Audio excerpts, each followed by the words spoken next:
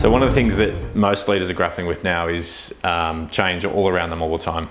The external environment's changing, so competitors are coming in, markets are decreasing, increasing, they're being disrupted.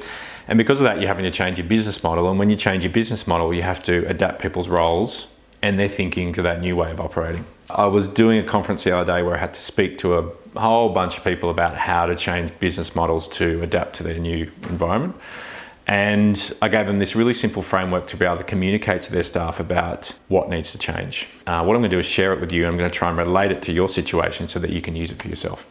Talk to you in a minute. Most communication frameworks talk about two things. They talk about the right channel and the message. Today, what I'm going to talk about is how to develop the right message to get the change to happen. You can decide on the channel, whether it's social media, whether it's face-to-face, whether it's you on a mic, I don't know. But thinking about the right channel is really important. I'm not forgetting about that, but here is a way for you to develop the message. So when people are faced with change, they have two responses. First of all, they say to themselves, well, what will I lose? And that's really the question that drives why many of us resist. The second question they ask themselves is, what will I gain? And throughout the period of the change, they really ask themselves is, will what I gain outweigh what I lose? All right, I'll come with you. The second thing that's happening is, so we're helping people move away from pain and towards a goal. The second thing that will happen is that we have to capture people's heads. Okay, we have to provide them the logic of what they'll gain and lose, and we also have to capture their hearts. So emotionally, they have to believe in it. What we want to do with our messages is we want to send messages about four things: the logic, the head, the heart, the emotion, around what they'll lose and also what they'll gain. I want you, when you develop your communication framework, think about communicating four things. First one is, what is the problem? What is the context and the problem for why this needs to change? It talks to the fact that there's a logical situation that says that there's a reason why we've got to let go. And I would argue that that is really what needs to come first when you're communicating, and it explains it. Second is, over here, we need to explain the vision or the destination of where we're getting to, and what is the logical payoff if we get there. Okay? So what's the pain from the problem, and what's the payoff if we achieve where we need to change to? Now we need to speak to people's hearts.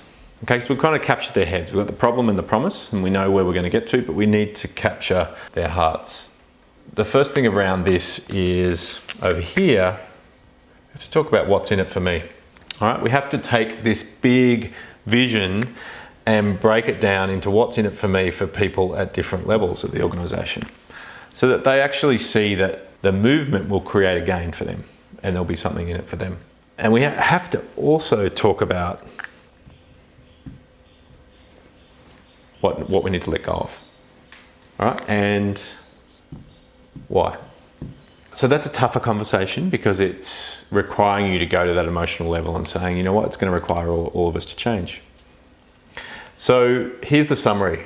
Often when we speak about change, we're multidimensional or kind of monochrome in the way we do it. It's black and white.